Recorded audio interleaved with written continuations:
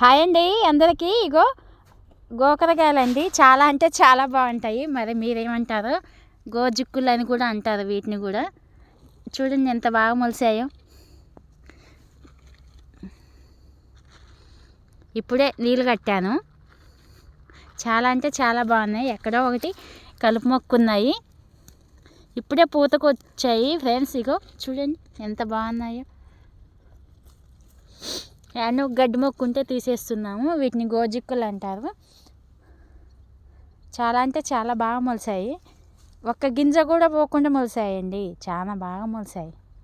అంతా పూతకు వచ్చాయి. కాయలు కాసాక చూపిస్తామండి. ఇంతవరకు ఇక ఆర్గానిక్ పద్ధతిలో చేస్తామండి, ఆరోగ్యానికి చాలా మంచిదని. ఇగో అంతా పూత కళ్ళకు వచ్చిందండి.